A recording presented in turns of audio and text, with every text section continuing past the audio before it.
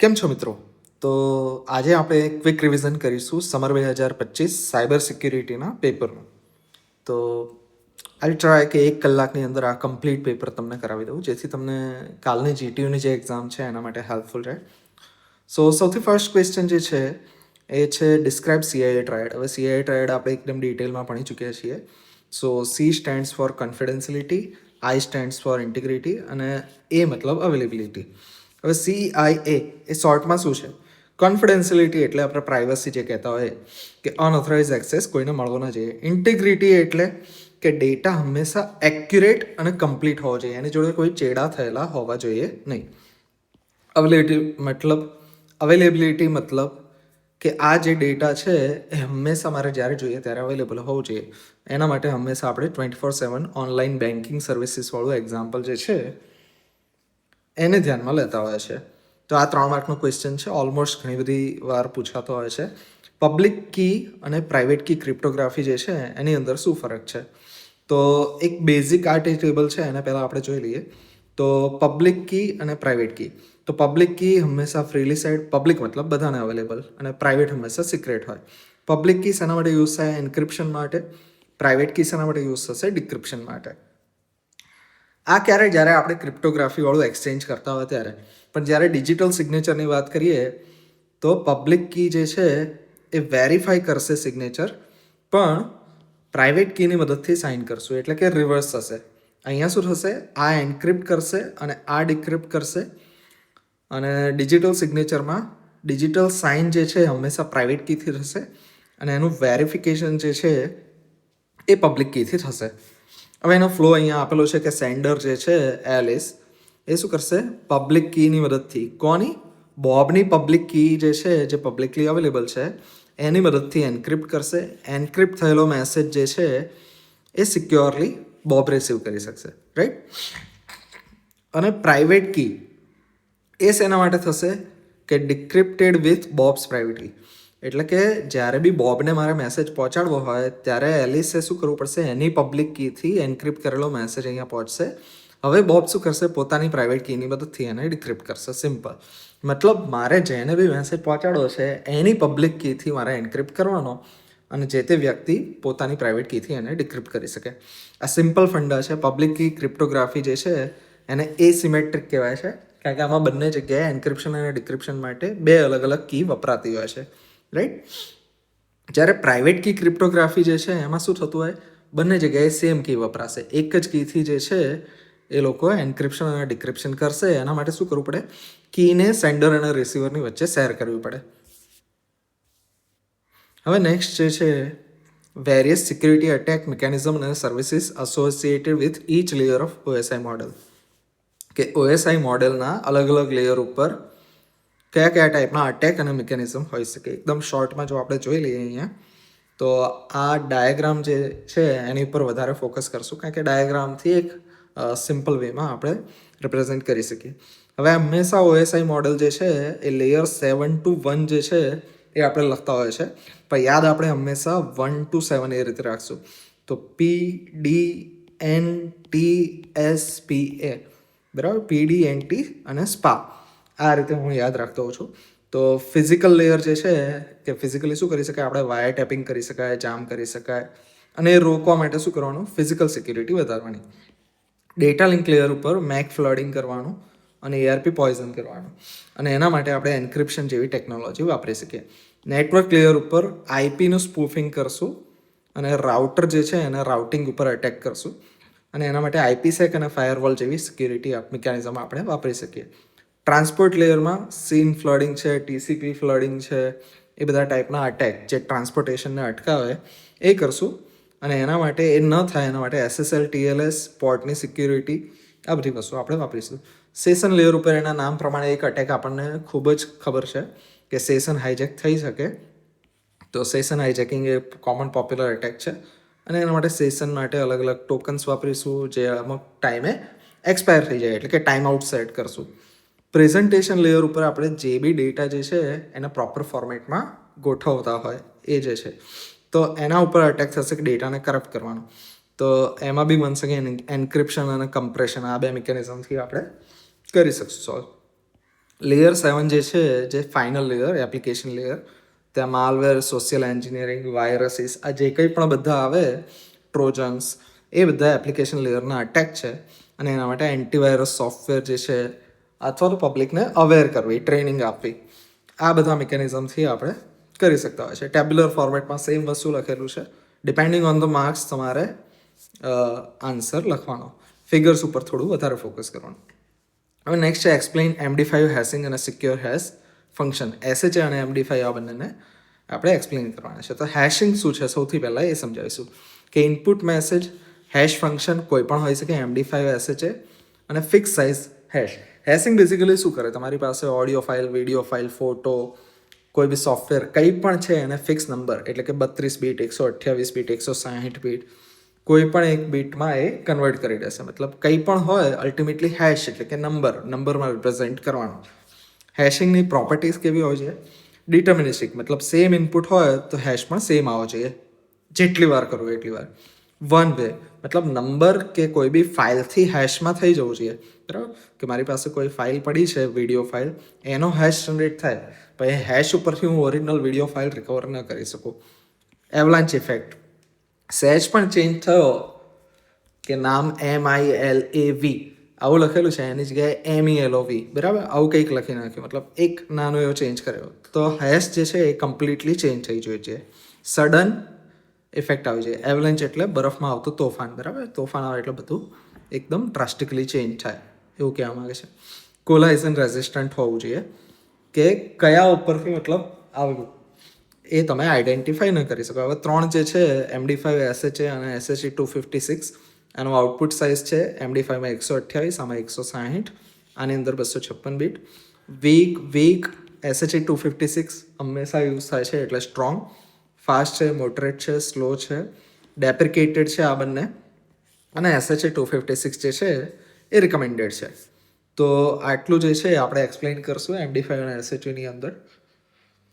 હવે નેક્સ્ટ છે what is firewall, list out type of firewall. તો ફાયરવોલની ડેફિનેશન અહીં આપેલી છે કે network security device that monitors and control, આ વર્ડ ઉપર ખાસ ફોકસ કરવાનું છે કે monitors and controls incoming and outgoing traffic based on security rules. કે ફાયરવોલની અંદર તમે શું કરી શકો, સિક્યુરિટી રૂલ ડિફાઇન કરી શકો કે આ એપ્લિકેશન આ વેબસાઇટને અલાઉડ કરવાની, આ યુઝરને આટલો ટ્રાફિક આપવા દેવાનો, આ યુઝર આવી વેબસાઇટ વિઝિટ કરી શકે, આવી ના કરી શકે, આ બધા રૂલ્સ જે છે એ તમે કંટ્રોલ કરી શકો અને કોણ શું યુઝ કરી રહ્યું છે એનું મોનિટરિંગ કરી શકો. હવે એક બેઝિક ડાયાગ્રામ આપેલો છે કે ઇન્ટરનેટ જે છે એની પર થ્રેડ્સ અને નોર્મલ ટ્રાફિક બધું હોય. ફાયરવોલ શું કરશે, જે બી થ્રેડ્સ છે એ બધાને બ્લોક કરી દેશે અને જે સેફ હશે એને અલાઉડ કરશે, એટલે કે તમારા નેટવર્કમાં મેલિશિયસ વસ્તુ એન્ટર ના કરે. ટાઈપ્સ કયા કયા હોય છે કે પેકેટ બેઝ ફિલ્ટર કરે એટલે પેકેટ ફિલ્ટર. સ્ટેટફુલ કનેક્શન જે છે એની સ્ટેટને એક્ઝામિન કરશે તો એ સ્ટેટફુલ ફાયરવોલ થઈ ગઈ. એપ્લિકેશન પ્રોક્સી, બરાબર, ડીપ ઇન્સ્પેક્ટ, લેયર 7 ઉપરની ફાયરવોલ આવે એ એપ્લિકેશન ફાયરવોલ આવે. અને આ 3 જે છે કયા રીતે આપણે કંટ્રોલ કરીએ છીએ એના માટેના હતા. પણ આ જે છે એ પર્સનલ ફાયરવોલ છે, મતલબ આ આપણે નેટવર્ક ઇન્ફ્રાસ્ટ્રક્ચર ઓર્ગેનાઇઝેશનમાં યુઝ કરતા હોય છે. અને આની અંદર શોર્ટમાં બધું આવી જાય કે આપણે વિન્ડોઝનો ફાયરવોલ જે આપણે લઈ લઈએ તો એ પર્સનલ ફાયરવોલ થઈ ગયું. કી ફંક્શન્સ અને અહીંયા આપેલા છે, તમે એક નજર મારી લેજો એટલે ખ્યાલ આવી જશે. હવે નેક્સ્ટ ટોપિક જે છે એની પર આપણે જઈએ તો ક્વેશ્ચન 2B, HTTPS અને HTTPSનું વર્કિંગ ડિસ્ક્રાઇબ કરવાનું છે. તો hyper text transfer protocol secure, બરાબર, પાછળ સિક્યોર લગાવવાનું છે. અને HTTP ઓવર SSL ઓર TLS એન્ક્રિપ્શન, કે નોર્મલ HTTP છે એમાં SSL TLSનું એન્ક્રિપ્શન આપણે એડ કરી દઈએ, તે થઈ ગયું આપણું HTTPS. હવે એના ડાયાગ્રામ્સ જે છે અહીંયા તમને આપેલો છે કે શું થાય છે. સૌથી પહેલાં જ્યારે બી આપણે કોઈ બી વેબસાઇટ HTTPS કનેક્શન સાથે વિઝિટ કરશું તો આટલા સ્ટેપ થતા હોય છે કે સૌથી પહેલાં HTTPS રિક્વેસ્ટ જશે પોર્ટ નંબર 443 ઉપર, સર્વર પાસે આવશે એટલે server for example gppalanpur.ac.in, A server શું કરશે, એનું SSL સર્ટિફિકેટ આપશે અને એની પબ્લિક કી આપશે કે આ મારી પબ્લિક કી છે, આના મદદથી તું હવે એન્ક્રિપ્શન કરીને ડેટા આપે જેથી હું ડિક્રિપ્ટ કરી શકું. જોડે જોડે એનું સર્ટિફિકેટ આપશે કે મારી ઓથેન્ટિસિટી પ્રૂવ કરવા માટે. હવે ક્લાયન્ટ જે છે બ્રાઉઝરે ચેક કરશે કે જે સર્ટિફિકેટ આવ્યું મારે જે ડોમેન જોઈતું હતું એનું જ છે કે બીજું કોઈ સર્ટિફિકેટ છે. જો મેચ થતું હોય તો એન્ક્રિપ્ટેડ સેશન કી જે છે એ આપી દેશે કે હવે હું સેશન એસ્ટેબ્લિશ કરું છું, આ કી તારી પાસે રાખશે. બંને પાસે સેશનની કી આવી જાય, બરાબર. અહીંયા સુધી થશે એ સિમેટ્રિક, અને પછી સિમેટ્રિક ફાસ્ટર કમ્યુનિકેશન માટે સેશન કી એક્સચેન્જ કરશે. અને પછી સર્વર જે છે એન્ક્રિપ્ટેડ રિસ્પોન્સ, તમારે જે બી યુટ્યુબ વિડીયો હોય કે કોલેજની વેબસાઇટ ઉપર જઈને તમે પેપર ડાઉનલોડ કરતા હોય વોટેવર, તો 4 સ્ટેપ મેઇનલી થતા હોય. સૌથી પહેલાં HTTPSની રિક્વેસ્ટ જશે, પછી સર્ટિફિકેટ અને પબ્લિક કી આવશે, ક્લાયન્ટ એને વેલિડેટ કરશે કે બધું ઓકે છે કે નહીં. જો વેલિડેશન ઓકે લાગ્યું તો સેશન કી હવે એને આપશે ક્લાયન્ટ સર્વરને, પછી સર્વર એને ડેટા આપવાનું ચાલુ કરશે. હવે એના કમ્પોનન્ટ્સ કયા કયા છે? તો HTTP એપ્લિકેશન લેવલનો એક પ્રોટોકોલ છે વેબ એપ્લિકેશન માટેનો, બરાબર. વેબ ડેટા માટે આપણે HTTP થ્રુ કમ્યુનિકેશન કરતા હોય. હવે એને સિક્યોર બનાવવા માટે આપણે SSL અને TLS નામના પ્રોટોકોલ્સ વાપરતા હોય છે. ડિજિટલ સર્ટિફિકેટની મદદથી આપણે ઓથેન્ટિકેશન કરતા હોય છે, અને પોર્ટ નંબર 443 આપણે વાપરતા હોય છે HTTPS માટે. જો પાછળ S ન હોય, એટલે કે નોર્મલ અનએન્ક્રિપ્ટેડ HTTP હોય, તો એના માટે પોર્ટ નંબર વપરાશે 80, બરાબર. 80 નંબરનો પોર્ટ જે છે એ વપરાશે. Explain different types of malicious software and their effect, કે કયા કયા ટાઈપના મેલિસિયસ સોફ્ટવેર હોઈ શકે અને એની ઇફેક્ટ શું આવે, તે આપણે અહીંયા જોવાના છે. વાયરસ આપણે બધા અવેલેબલ છે કે કોઈ બી ફાઇલને અટેચ થઈ શકે, રેપ્લિકેટ કરે. બૂટ સેક્ટરના વાયરસીસ જે છે એ એનું એક્ઝામ્પલ છે. આ નામ છે, આ શું કરે છે, અને નીચે જે આપેલું છે તમને એક્ઝામ્પલ આપીશું. વોર્મ શું કરે? સેલ્ફ રેપ્લિકેટિંગ હોય અને નેટવર્કમાં સ્પ્રેડ થાય, બરાબર.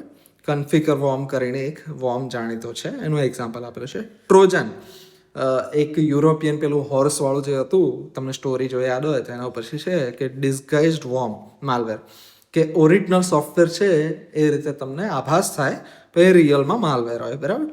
બેન્કિંગ વાળા ટ્રોજન્સ માર્કેટમાં ફરતા હોય છે. રેન્સમવેર આપણને ખ્યાલ છે કે તમારી ફાઇલ્સને એન્ક્રિપ્ટ કરી દેશે અને પેમેન્ટ ડિમાન્ડ કરશે કે આ ટાઈપનું પેમેન્ટ કરો તો જ તમને તમારી ફાઇલનો એક્સેસ મળશે, તમારી સિસ્ટમનો એક્સેસ મળશે. એ રેન્સમવેર થઈ ગયું.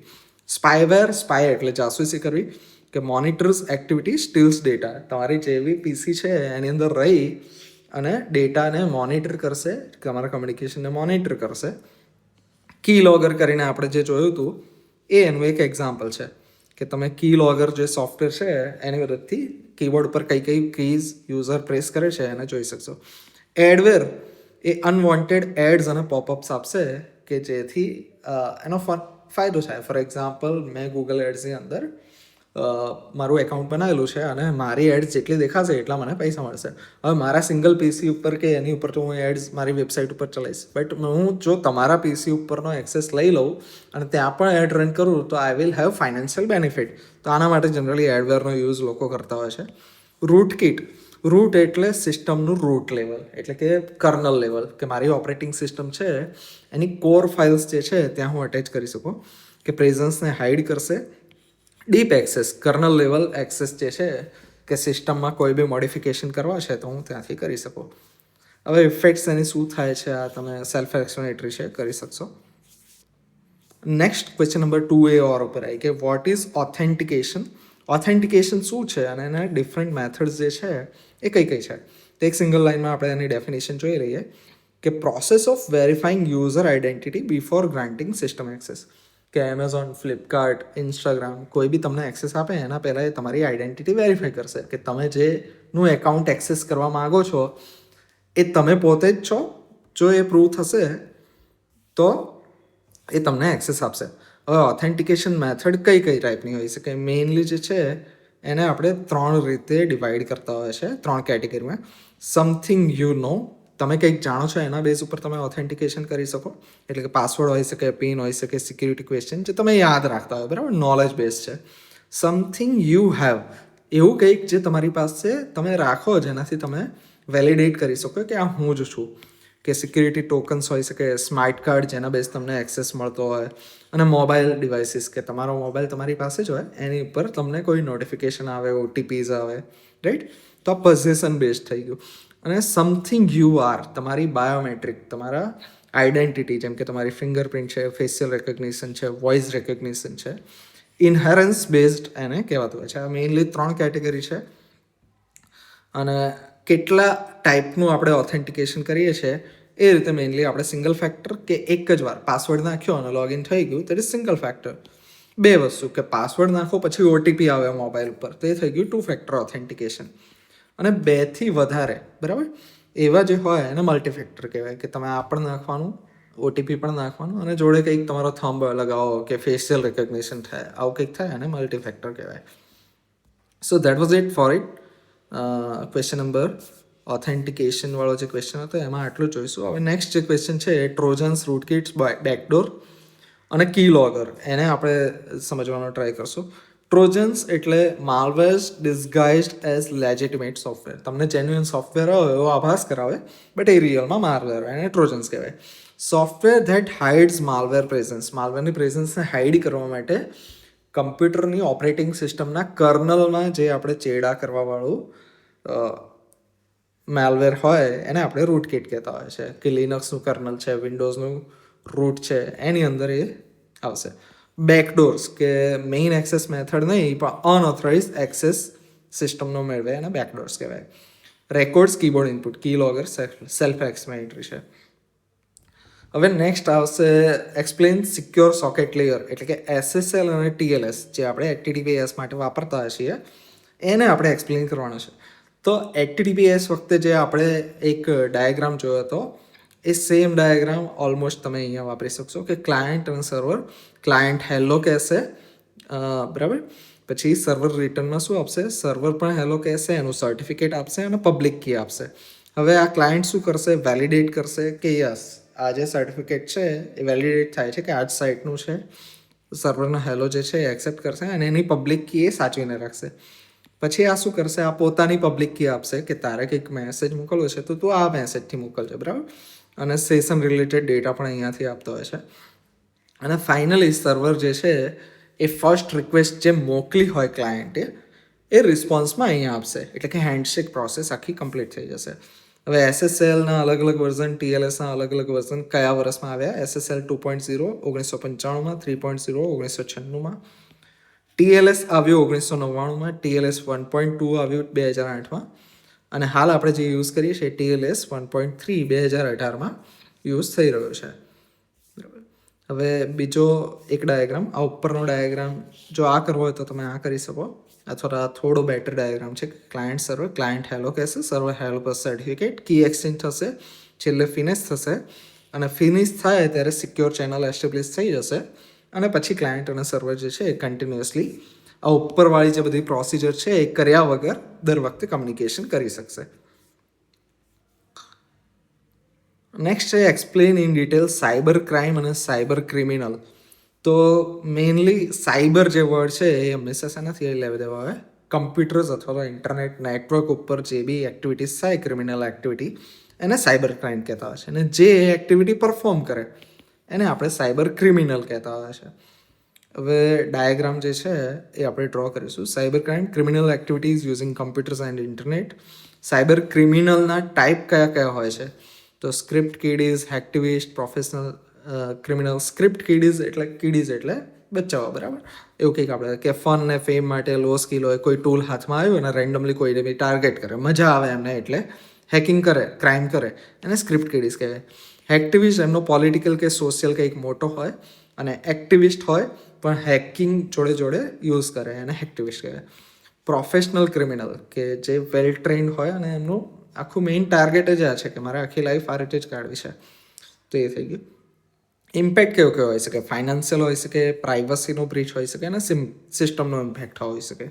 2-3 પોઈન્ટ છે આપેલા, એ વાંચી જશો એટલે ખ્યાલ આવી જશે.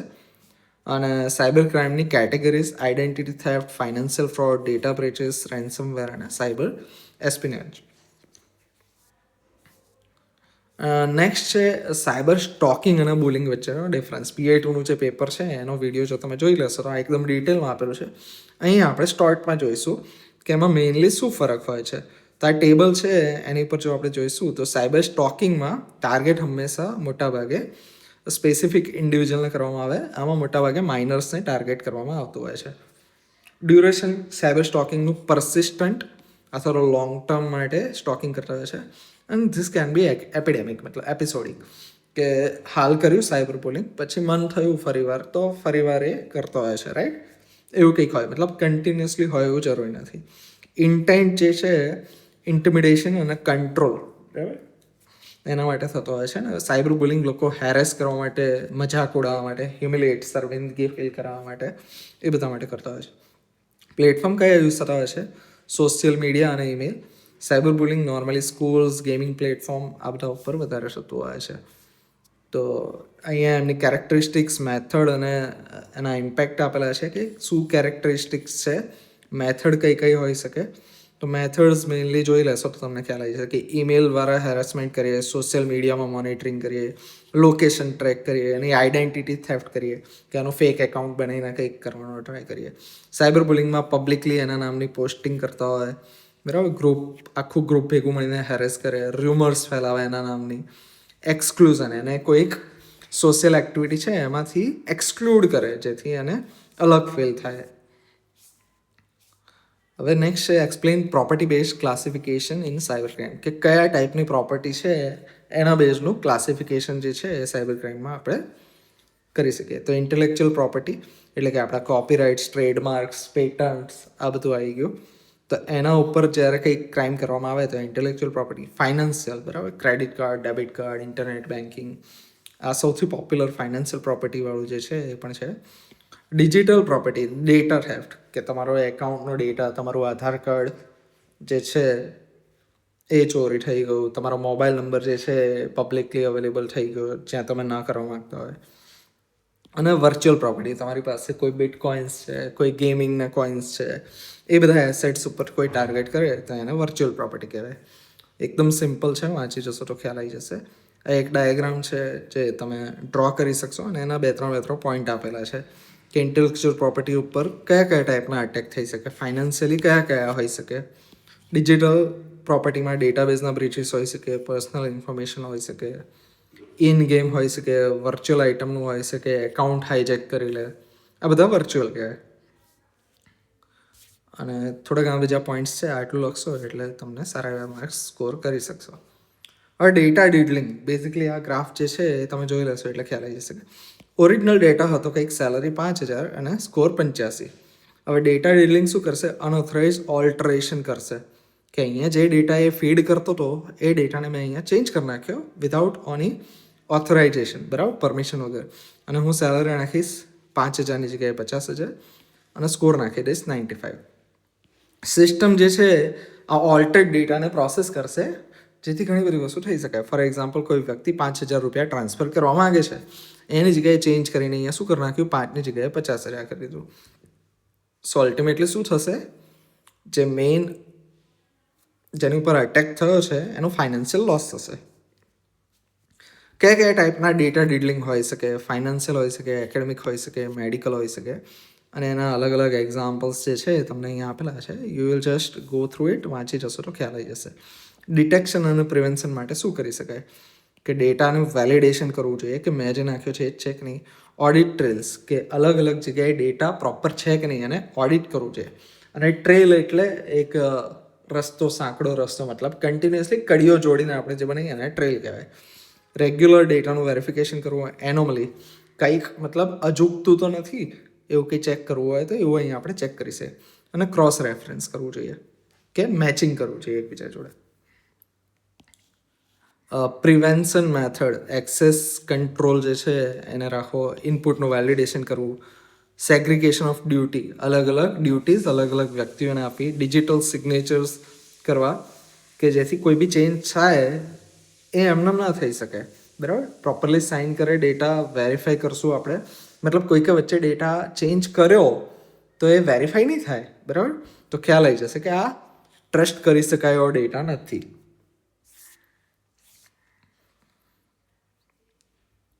નેક્સ્ટ છે સાયબર સ્પાઇંગ અને સાયબર ટેરરિઝમ. સ્પાય કરવું એટલે જાસૂસી કરી, ટેરરિઝમ એટલે આતંકવાદ કરવો.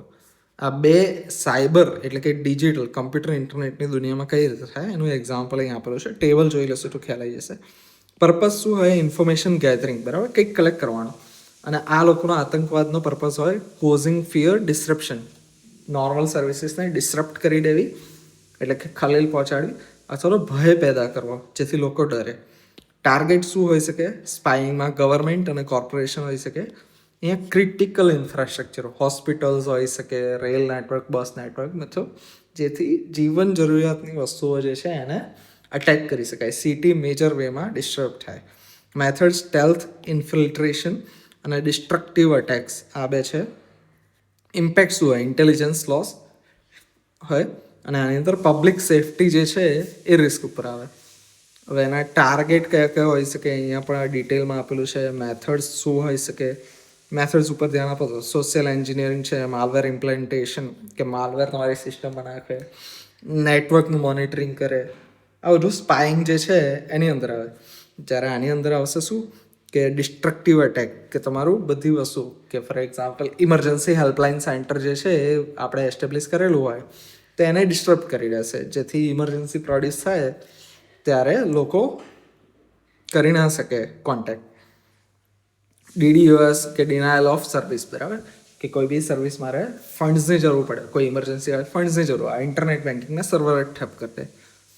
સિસ્ટમ સેબોટેજ, કે આખી સિસ્ટમ જે છે એને એ ઠપ કરી દેશે. તો આવા ઘણા બધા એક્ઝામ્પલ્સ અહીંયા આપેલા છે, થોડું ધ્યાનથી જોશો તો લગભગ ખ્યાલ આવી જશે. Explain the role of digital signature and digital certificate. Mainly digital signature અને ડિજિટલ સર્ટિફિકેટ શું થાય છે? જે ફિઝિકલી પેપર્સ સાઇન કરી અને ફિઝિકલી મૂવ થતા હોય એની જગ્યાએ આપણે ડિજિટલ ડોક્યુમેન્ટેશન કરીએ, કે નોર્મલી એક PDF ફાઇલ છે એને સીધી ડાયરેક્ટલી મૂકવું. હવે એમાં શું થશે? ફોર એક્ઝામ્પલ તમારું GTનું રિઝલ્ટ છે અત્યારે ડિજિટલી સાઇન્ડ વેમાં નથી, કે તમે કોઈ બી લીધું PDF અને અંદર માર્ક્સ ઓલ્ટર કરવા છે PDF એડિટ કરીને, you can do it directly. તમારા પેરેન્ટ્સને કોઈને બી બતાવો તો ડાયરેક્ટલી એ જોઈ શકે અને they will trust you.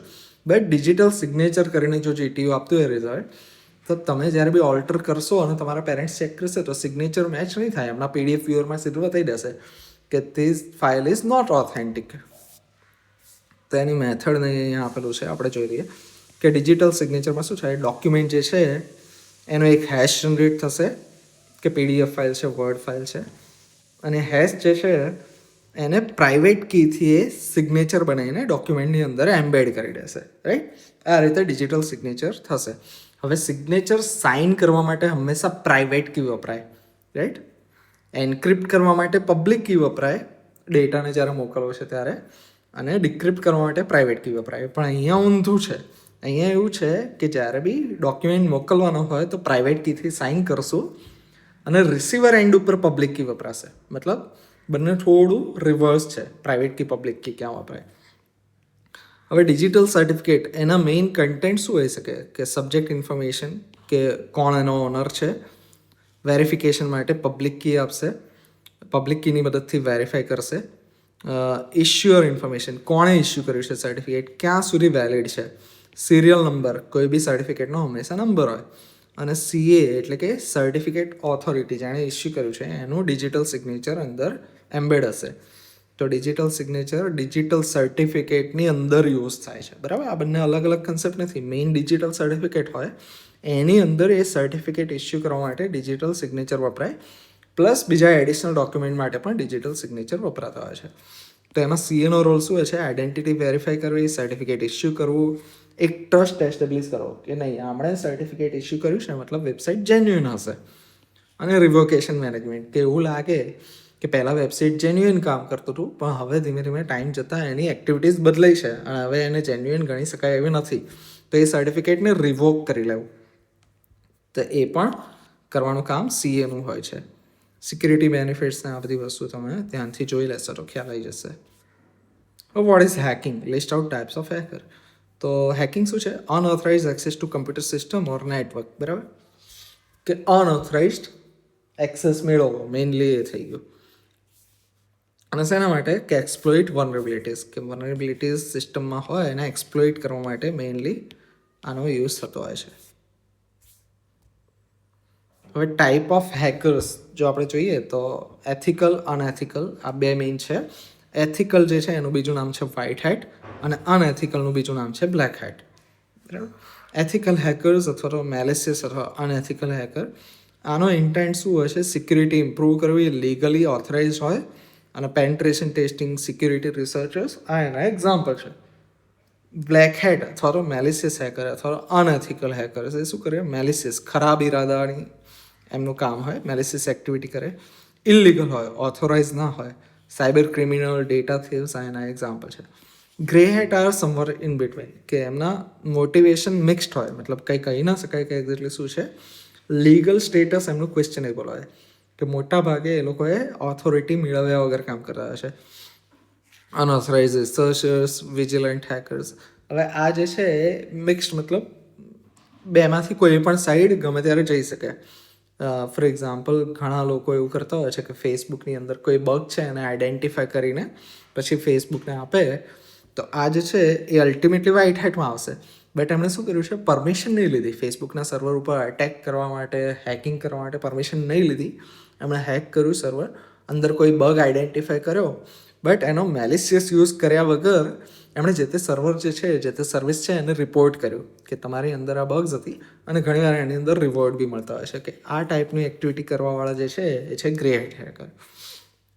Additional આ 3 સિવાયની બીજી અલગ અલગ નાની નાની એક્ટિવિટીઝ કેટેગરી છે, જેમ કે સ્ક્રિપ્ટ કિડીઝ આપણે આગળ જોઈ ચૂક્યા છીએ, તો રિપીટ નહીં કરું. હેક્ટિવિસ્ટ પણ આગળ જોયું. સ્ટેટ સ્પોન્સર્ડ જે છે આજના વિડીયોમાં નહીં જોયું, કે ગવર્મેન્ટ જે છે એક ગ્રુપ બેસાડે અને બીજા દેશ, બીજા રાજ્ય કે એના માટે એ લોકો હેકિંગ કરવાનો ટ્રાય કરે, બરાબર. જેમ કે પાકિસ્તાન છે, ઇન્ડિયાના સર્વર્સને મોનિટર કરવા માટે સ્ટેટ સ્પોન્સર્ડ એક ગ્રુપ બેસાડે અને એ જે સર્વર્સ છે એની ઉપરનું હેકિંગ ટ્રાય કરે, તો એ સ્ટેટ સ્પોન્સર્ડ કહેવાય. ઇનસાઇડર થ્રેટ, કે બેંકનો જ કોઈ માણસ છે કે જે પ્રોપરલી, મતલબ એથિકલ હેકર નથી, એ બીજું કોઈ કામ કરે છે પણ એને ઇનસાઇડર નોલેજ છે, એ જ્યારે ટ્રાય કરે તે થઈ ગઈ ઇનસાઇડર થ્રેટ. હવે નેક્સ્ટ છે explain vulnerability and zero day terminology. હવે એની અંદર એક મેઇન પોઈન્ટ એ છે કે known weakness in system. Vulnerability એટલે સિસ્ટમની વીકનેસ, કે જેને ટાર્ગેટ કરીને હેકર જે છે એ સિસ્ટમને ખરાબ કરી શકે. ઝીરો ડેમાં શું છે, અનનોન વનરેબિલિટી. વનરેબિલિટીનો એક સ્પેસિફિક ટાઈપ જે છે એ છે ઝીરો ડે. વનરેબિલિટી એટલે સિસ્ટમની વીકનેસ કે જેને હેક કરી શકાય, બરાબર. પણ આ વનરેબિલિટી શું હોય, નોન હોય, કે વિન્ડોઝ જે છે એની નવી રિલીઝ આવી વિન્ડોઝ 11, તો આમાં આટલા બગ્સ છે જે માઇક્રોસોફ્ટને ખબર છે, અને માઇક્રોસોફ્ટ એના ઉપર કામ કરીને અપડેટ્સ બનાવવા ઉપર કામ કરી રહ્યું છે, અથવા અપડેટ્સ રિલીઝ કરી દીધી છે જે ઇન્સ્ટોલ કરીને તમે સેફ થઈ શકો, બરાબર. એના પેચીસ ઓલરેડી રિલીઝ છે અથવા અંડર પ્રોસેસ છે. ઝીરો ડે શું છે, કે વિન્ડોઝ 11ના એવા બગ્સ જે માઇક્રોસોફ્ટને ખબર નથી, રાઈટ. વિન્ડોઝ 11ના એવા બગ્સ જે માઇક્રોસોફ્ટને ખબર નથી, કે વિન્ડોઝમાં નવી કોઈ અપડેટ આવી, જસ્ટ અપડેટ નાખી, વિન્ડોઝને હજી એ ખ્યાલ નથી કે શું છે, એની જે ઇન્ટરનલ ટીમના એથિકલ હેકર છે એ લોકોએ આઈડેન્ટિફાઈ નહીં કરી. પણ બહારના જે હેકર છે, મોસ્ટલી કેવા હેકર્સ જે મેલિશિયસ ઇન્ટેન્ટવાળા હોય, બરાબર, બ્લેક હેટ અથવા તો ગ્રે હેટવાળા. ઇન્ટરનલ હેકર આઈડેન્ટિફાઈ કરે એ પહેલાં આમાંની કોઈ કેટેગરી જે છે એ સિસ્ટમની વનરેબિલિટી શોધે તો એને કહેવાય ઝીરો ડે, બરાબર, અનનોન વનરેબિલિટી. એની મેઇન ડેફિનેશન અહીંયા તમને આપેલી છે કે સિસ્ટમની કોઈ બી વીકનેસ હોય, રિસ્ક લેવલ એનું વેરી કરતું હોય, અને અનપેચ સોફ્ટવેર જે છે એ એનો એક્ઝામ્પલ છે. અને અનનોન વનરેબિલિટી, કે કોઈને ખ્યાલ જ નથી, ક્રિટિકલ હોય એ હંમેશા, કારણ કે રિસ્ક એવી વનરેબિલિટી જે ખબર જ નથી, તો આપણે પેચ શોધ્યું જ નહીં હોય અને એના માટે અટેક કરવો ઇઝી થઈ જશે. તો મેઇનલી આ ડિફરન્સ છે. પછી એ ડિફરન્સ પ્રમાણે અટેકની પ્રોસેસ શું હોઈ શકે, ડિસ્કવરી પ્રોસેસ શું હોઈ શકે, ટાઈમલાઈન શું કહે, તો days to monitor for patch, days to months for patches, કે પેચીસ આવતા અમુક દિવસથી અમુક મંથ્સ આવે.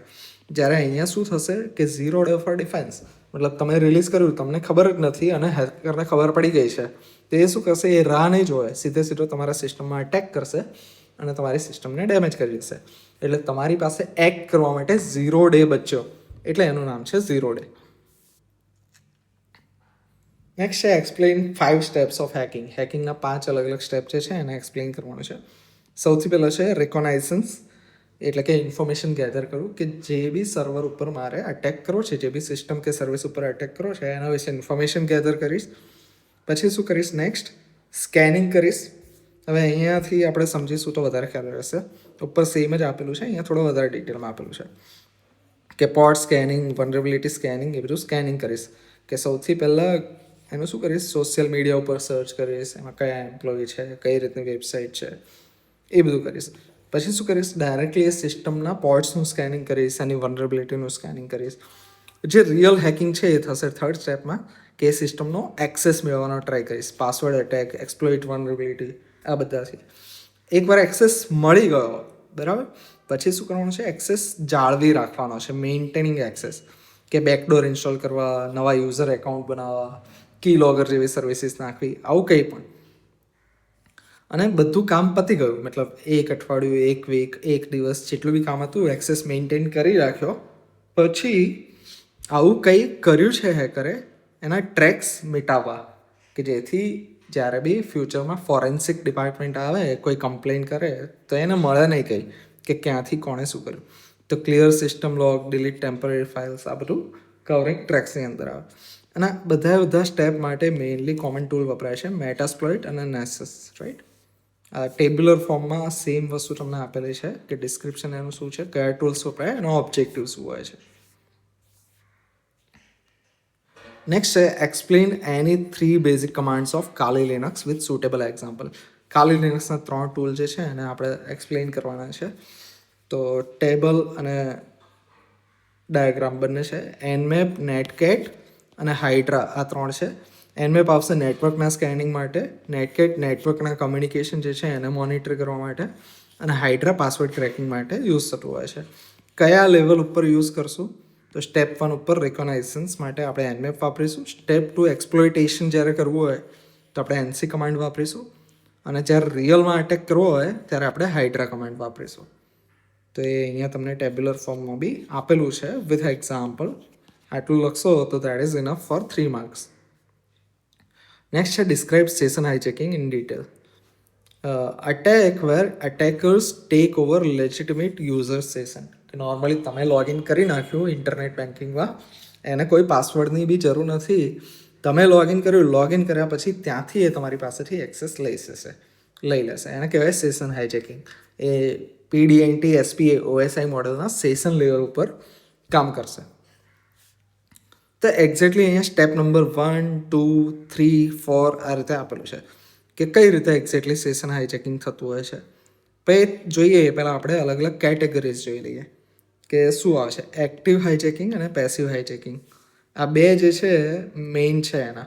કે એક્ટિવની અંદર શું હોય, સેશન તમારું લઈ લેશે. પેસિવની અંદર સેશનનો એક્સેસ એને મળશે, તો એ સેશન તમારી પાસેથી નહીં લે, પણ સેશનમાં તમે શું કરો છો એને મોનિટરિંગ કરશે, બરાબર, જેથી ફ્યુચરમાં એ ડાયરેક્ટલી એક્સેસ મેળવી શકે. એને પ્રિવેન્ટ કરવા માટે આપણે શું કરી શકીએ અહીંયા આપેલું છે. અને કયા લેવલ પર હોઈ શકે, કે નેટવર્ક લેવલ ઉપર થાય તો ટીસીપી હાઇજેકિંગ થાય, એપ્લિકેશન લેવલ ઉપર થાય તો કુકી, કે સેશન મારે લેવું છે તો મારે કઈ રીતે લેવું, કે ટીસીપી જે પ્રોટોકોલ છે એનું કમ્યુનિકેશન થાય છે ત્યાંથી હું લઈ લઉં, અથવા એપ્લિકેશન લેવલ ઉપર સેશનને વેલિડેટ કરવા માટે કુકી સ્ટોર થતી હોય છે, ટોકન સ્ટોર થતા હોય છે, કે જેથી વારઘડી કોઈ લોગિન ના કરવું પડે.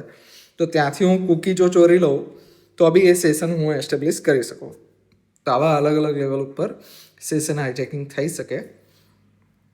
કઈ રીતે થતું હોય છે એના એક્ઝેક્ટ સ્ટેપ જોઈ લઈએ. કે સૌથી પહેલાં ક્લાયન્ટ જે છે એ નોર્મલ સેશન એસ્ટેબ્લિશ કરશે કોઈ એક સેશન આઈડી સાથે, અને જોડે જોડે એપ્લિકેશન લેવલની કૂકી પણ સર્વર જે છે એને ઇસ્યુ કરશે અને ક્લાયન્ટ પાસે એ કૂકી રહેશે. હવે સ્ટેપ નંબર 2માં શું થશે, અટેકર જે છે સેશનનું મોનિટરિંગ કરશે, બરાબર. પેકેટ્સ જેટલા બી એ વચ્ચે થાય છે કમ્યુનિકેટ, તો એને સ્નિફિંગ કરશે, એને ઓબ્ઝર્વ કરશે. પછી શું કરશે, સેશન આઈડી જે છે કે આ પર્ટિક્યુલર સેશન છે એને મારે લઈ લેવું છે વચ્ચેથી. હવે હું કૂકી ચોરી શકું, અથવા તો પછી ટીસીપી પ્રોટોકોલમાં વચ્ચે કંઈક ડિસ્ટર્બ કરીને લઈ શકું. કોઈ પણ રીતે હું સેશન આઈડીને કેપ્ચર કરી લઈશ કે હવે આ સેશન આ બે ક્લાયન્ટ સર્વરની વચ્ચે તો છે, પણ આ સર્વર જોડે ક્લાયન્ટ જે જેન્યુઅન ક્લાયન્ટ છે એની જોડે અટેકરને પણ એ સેશન મળી જશે. તો થર્ડ સ્ટેપની અંદર એ સેશન એને કેપ્ચર કરી લીધું. હવે કેપ્ચર કર્યું, જો એક્ટિવ હશે તો આની પાસેથી એ સેશન કટ થઈ જશે અને ખાલી આની પાસે રહેશે. પણ પેસિવ હશે તો શું થશે, આ સેશન અહીંયા તો રહેશે જ મેન્ટેન ક્લાયન્ટ અને સર્વરની વચ્ચે, પણ અટેકર બી એ સેશનને મોનિટરિંગ કરશે, બરાબર. અને ચોથા નંબરના સ્ટેપમાં શું કરશે, સેશન હાઇજેકિંગ રિયલમાં એ હાઇજેક કરી લેશે. એક્ટિવ અને પેસિવ જે છે એનું અહીંયા ડિફરન્સ તમને આપેલો છે, એકવાર રીડ કરી દેશો એટલે તમને ખ્યાલ આવી જશે. નેક્સ્ટ છે explain how virtual private network create secure encrypted connections over public network. કે કોઈ બી ઇન્ટરનેટ છે એને પબ્લિક નેટવર્ક કહેવાય. ઇન્ટરનેટ ઉપર મારે ક્લાયન્ટ અને સર્વરની વચ્ચે કમ્યુનિકેશન કરવું છે, પણ બીજા કોઈને એ કમ્યુનિકેશનનો આઈડિયા ના હોય, એને VPN કહેવાય. કે ફોર એક્ઝામ્પલ હું નેટફ્લિક્સનું સર્વર એક્સેસ કરવા માગું છું, બટ મારા જે ISP છે એને ખ્યાલ ના હોય કે હું નેટફ્લિક્સનું સર્વર એક્સેસ કરી રહ્યો છું. તો એના માટે શું આવશે, ઘણી બધા એવા બિઝનેસીસ છે કે જે પોતે VPN સર્વર રન કરે છે, અને VPN સર્વર શું કરશે, તમારે નેટફ્લિક્સ જોડે નહીં કમ્યુનિકેટ કરવાનું. ફોર એક્ઝામ્પલ નેટફ્લિક્સ જ્યારે ઇન્ડિયામાં લોન્ચ નહોતું થયું ત્યારે જો તમારે નેટફ્લિક્સ જોવું હોય તો તમારે શું કરવું પડે કે તમે ડાયરેક્ટલી નેટફ્લિક્સની સાઇટ ખોલશો તો ISP અહીંયાના જે છે અથવા તો નેટફ્લિક્સ પોતે વેલિડેટ કરશે, એને કહેશે કે ઇન્ડિયામાં જે નેટફ્લિક્સ નથી અવેલેબલ તો તમને આ સર્વિસ નહીં મળે. તો આ VPN સર્વર ક્યારે યુઝમાં આવે કે તમે જે છો યુઝર એ VPN સર્વર, હવે ઇન્ડિયામાંથી તમે એક્સેસ કરો છો તો VPN સર્વર યુએસમાં હોઈ શકે, ચાઇનામાં હોઈ શકે, જર્મનીમાં હોઈ શકે, કોઈ પણ કન્ટ્રીમાં હોઈ શકે. હવે જો એ કન્ટ્રીમાં નેટફ્લિક્સ અલાઉડ છે તો શું થશે, તમારી ડેટા અહીંયાથી VPN સર્વર પાસે, VPN સર્વર શું કરશે, ત્યાંથી તમારી જે રિક્વેસ્ટ છે એ નેટફ્લિક્સ અથવા તો બીજી કોઈ સાઇટ કે સર્વિસ છે એને મોકલી આપશે. તો હવે જ્યારે સર્વર પાસે ડેટા આવશે, રિક્વેસ્ટ આવશે, તો એ વેલિડેટ કરશે કે આ તો યુએસમાંથી છે તો નેટફ્લિક્સ અલાઉડ છે, તો આ રિક્વેસ્ટનો રિસ્પોન્સ ડેસ્ટિનેશન સર્વર આપશે અને VPN સર્વર પછી એ તમને આપશે, રાઈટ. હવે આ બધું કરવામાં વચ્ચે એક ઇન્ટરમીડિયેટ આવ્યું એટલે સ્પીડ ઘણીવાર સ્લો થઈ શકે, બટ આખું કમ્યુનિકેશન અહીંયાથી અહીંયા નથી જતું. ગવર્મેન્ટે ફોર એક્ઝામ્પલ ટ્રેક કરવું છે કે તમે નેટફ્લિક્સ યુઝ કરવું કે નહીં, તમે કોઈ સર્વિસ વાપરી કે નહીં, તો તમારી બધી સર્વિસ જે છે રિક્વેસ્ટ એ ક્યાં જશે, ખાલી અને ખાલી આની જશે. દિવ્ય ભાસ્કર તો પણ અહીંયા, બરાબર, ગુજરાત સમાચાર તો પણ અહીંયા, જો તમે GPPalanpur.ac.in યુઝ કરો છો તો પણ અહીંયા. મતલબ રિયલમાં કઈ સાઇટ્સ તમે એક્સેસ કરો છો એના ઇન્ડિયાના ISPને કોઈ ડેટા અવેલેબલ નહીં હોય, એટલે કે તમારું કમ્યુનિકેશન બધું પ્રાઇવેટ થઈ ગયું. હવે આની અંદર તમે જે કંઈ પણ ડેટા નાખો છો એ બી કોઈ વચ્ચે ટ્રેસ ન કરી શકે, બરાબર. તો અહીંયા યુઝ કર્યું છે કે ISP can not see data, encrypted tunnel તમારી અને VPN સર્વરની વચ્ચે બનશે અને VPN સર્વર પછી તમને બાકીનો ડેટા લાવી આપશે, એ એની રિસ્પોન્સિબિલિટી. હવે એના માટે VPN સર્વર તમારી પાસે મંથલી અથવા તો યરલી કોઈ ચાર્જ વસૂલતા હોય છે કે તમારે પ્લાન લેવો પડે કે તમારે VPN યુઝ કરવું છે તો આટલા રૂપિયા તમે આપશો. ફ્રીમાં પણ અવેલેબલ હોય છે VPN એક્સટેન્શન્સ થ્રુ, બટ એમની સર્વિસીસ રિલાયબલ નહીં હોતી અને યુઝ કરો તો એવું થાય કે તમારો ડેટા તમે કોઈ એકને ટ્રસ્ટ કરો છો અને એ ડેટા એ તમારો મિસયુઝ કરી શકાય. તો હંમેશા ફ્રી VPN સર્વર્સ ન યુઝ કરવા જોઈએ. તો આની અંદર થોડું ડિટેલમાં આપણે જોઈ લીધું. હવે થોડું આગળ વધીએ કે VPNના બેનિફિટ શું છે. ડેટાનો પ્રોટેક્શન કરવા માટે, પ્રાઇવસી મેન્ટેન કરવા માટે, એક્સેસ કંટ્રોલ એના માટે હોઈ શકે અને ગવર્મેન્ટના રેસ્ટ્રિક્શન્સ જે છે એને બાયપાસ કરવા માટે યુઝ થઈ શકે.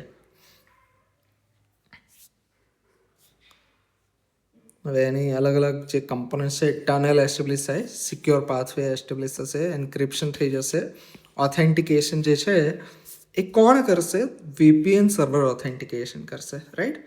કે જેવી રીતે તમારે કોઈ બી સર્વિસ વાપરવી હોય તો તમારે પહેલાં ઓથેન્ટિકેટ કરવું પડે. If I want to use YouTube તો યુટ્યુબને મારે મારા ID અને પાસવર્ડ એટલે કે ગૂગલ એકાઉન્ટથી લોગિન કરવું પડશે. જો હું ઓથેન્ટિકેટ થયો તો જ મને યુટ્યુબનો એક્સેસ આપશે.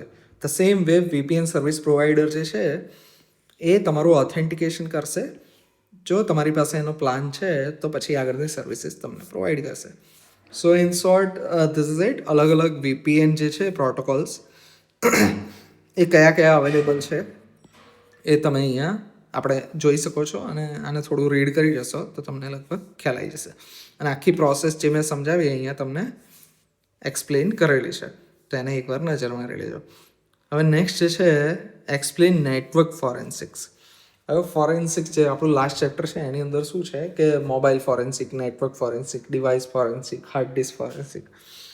જ્યારે બી કોઈ બી સાયબર ક્રાઇમ થઈ ગયો એના પછી જ્યારે ઇન્વેસ્ટિગેશન થાય તો ઇન્વેસ્ટિગેશન વખતે સેમ્પલ્સ કલેક્ટ કરીએ, એનું એક્ઝામિનેશન થાય, એનું એનાલિસિસ થાય, એનું પ્રિઝર્વેશન થાય અને કોર્ટની અંદર જ્યારે કેસ ચાલે તો એને આપણે પ્રૂફ તરીકે રિપ્રેઝેન્ટ કરી શકીએ. તો આ બધી જે આખી પ્રોસેસ છે એ થઈ ગયું ફોરેન્સિકની પ્રોસેસ.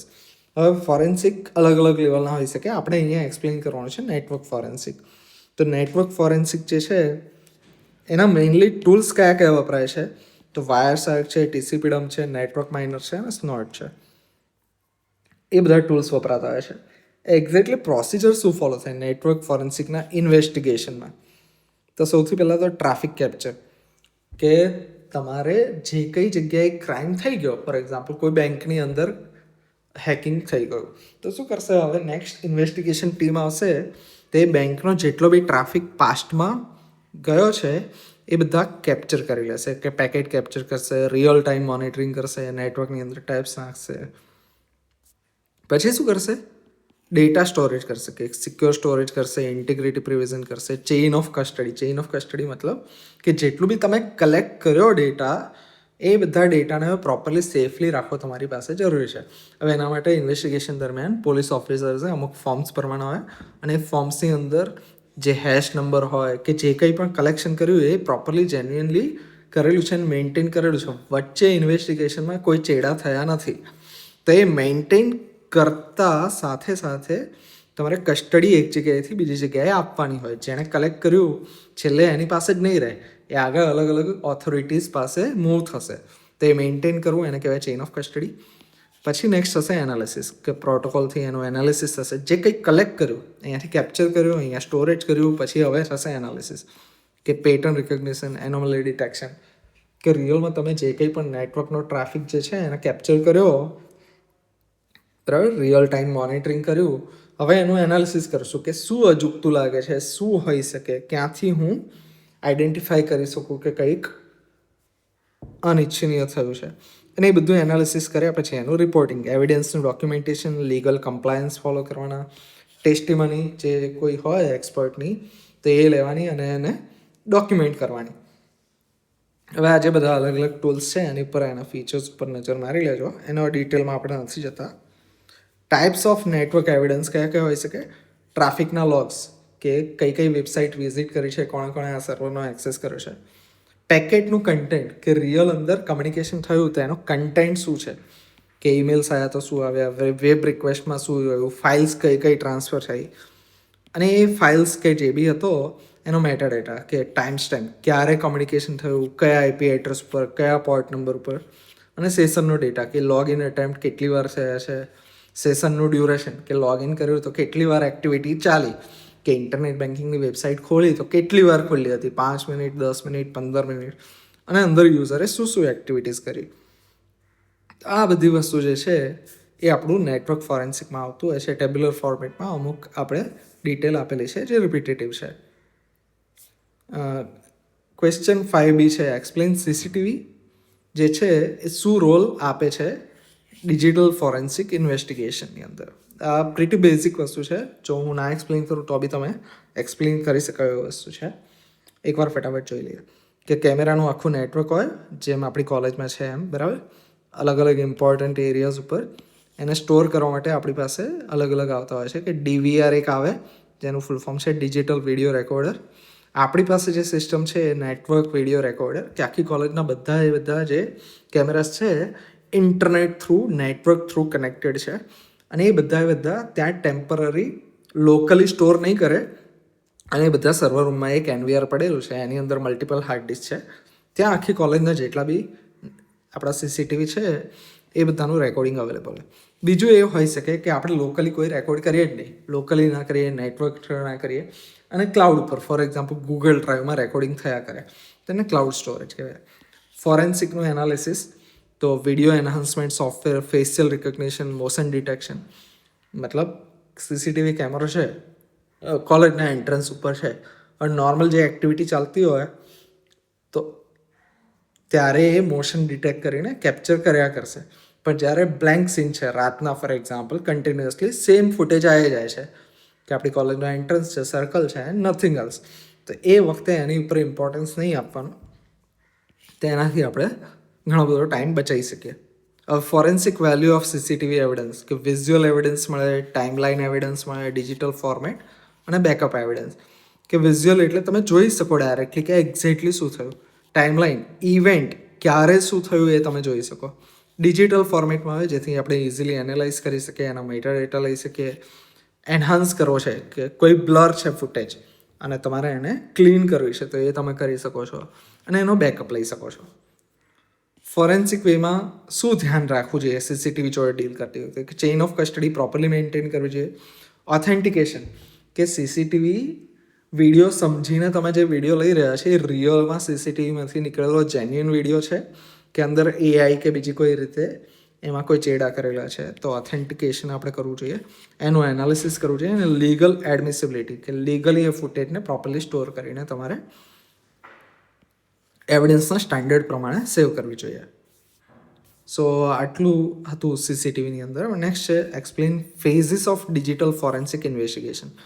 કે ડિજિટલ ફોરેન્સિક ઇન્વેસ્ટિગેશન જે છે એના અલગ અલગ કયા કયા ફેઝ આવે એને આપણે જોઈશું.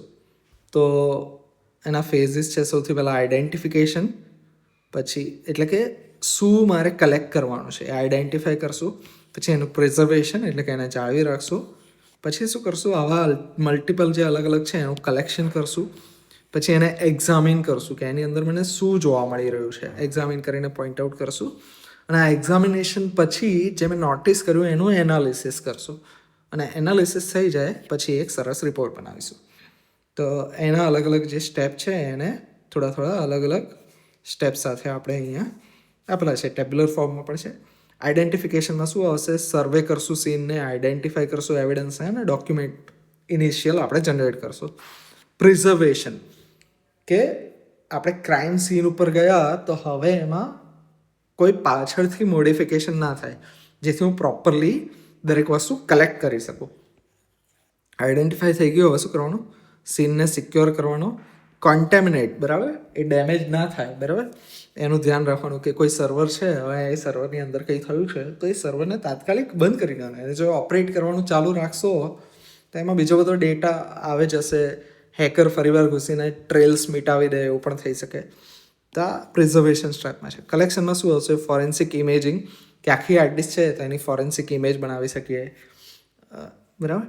ચેઇન ઓફ કસ્ટડી મેન્ટેન કરશું. હેશ વેરિફિકેશન કે રિયલ જે ફોર્મમાં સિસ્ટમમાં હતું એ જ ફોર્મેટમાં હાર્ડ ડિસ્કમાં છે કે નહીં. પછી કરશું એક્ઝામિનેશન કે ફાઇલ્સને એક્સટ્રેક્ટ કરશું, રિકવર કરશું ડિલીટેડ કોઈ ફાઇલ હોય તો,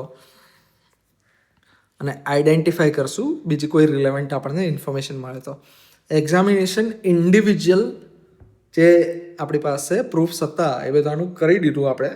પછી શું કરશું, કોરિલેટ એવિડન્સ, અલગ અલગ જે એવિડન્સીસ લીધા એને કોરિલેટ કરવાનો ટ્રાય કરશું. કે મેં નેટવર્કના લોગ લીધા અને જોડે હાર્ડ ડિસ્કમાંથી ફાઇલ્સ લીધી, હવે લોગ સાથે હું મેચ કરવાનો ટ્રાય કરીશ કે કઈ ફાઇલ ક્યારે બની, શું એક્ટિવિટી થઈ, આ બધી વસ્તુ. અને છેલ્લે પછી એનો રિપોર્ટ બનાવીશ. ટૂલ્સ એના માટે વપરાય છે ઓટોપ્સી, FTK ઇમેજર અને વોલેટિલિટી. જેમાં ઓટોપ્સી અને FTK ઇમેજર જે છે એ પોપ્યુલર ટૂલ્સ છે. નેક્સ્ટ છે list applications of micro controller in various fields related to cyber security. કે સાયબર સિક્યુરિટીની અંદર કંટ્રોલર જે આપણે ભણીએ છીએ એ કઈ જગ્યાએ ક્યાં યુઝ થાય, તો ઘણી બધી જગ્યાએ છે. આ એકદમ ઇઝી ક્વેશ્ચન છે જે તમે આરામથી અટેમ્પ્ટ કરી શકો.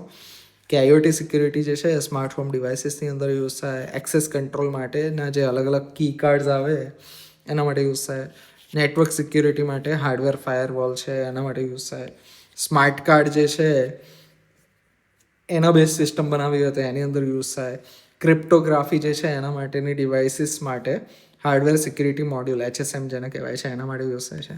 અને embedded systems, secure boot, temper detection. Secure boot એટલે શું, આજકાલના લેટેસ્ટ જે બી ડેસ્કટોપ છે, લેપટોપ છે, એ બધાની સિક્યોર બૂટ આવતું હોય છે. કે તમારા જે બી કમ્પ્યુટરની ઓપરેટિંગ સિસ્ટમ છે એની બૂટ ફાઇલ્સ જે છે જે તે જગ્યાએ માસ્ટર બૂટ રેકોર્ડ અથવા તો EFI કરીને એક હાર્ડ ડિસ્કનું પાર્ટીશન આવે એની અંદર સેવ થયેલું હોય. હવે એની અંદર કોઈ નવી ઓપરેટિંગ સિસ્ટમ નાખી અને એ જે સેક્ટર છે એની અંદર જો ચેન્જીસ કરવા જશે તો સિક્યોર બૂટ તરત તમને નોટિફાઈ કરી રહેશે કે તમારી સિસ્ટમમાં વિન્ડોઝ ઓપરેટિંગ સિસ્ટમ જે ચાલતી હતી એની જોડે કોઈએ ચેડા કર્યા છે અને હવે સિક્યોરલી હું બૂટ નહીં થવા દઉં, બરાબર. જો સિક્યોર બૂટ ડિસેબલ હોય તો આખી OS તમારી બદલાઈ જાય પણ તમને ખબર પણ ના પડે. તો ટેમ્પર ડિટેક્શન માટે એમ્બેડેડ સિસ્ટમ્સમાં યુઝ થતું હોય છે કંટ્રોલર અને પ્રોસેસર.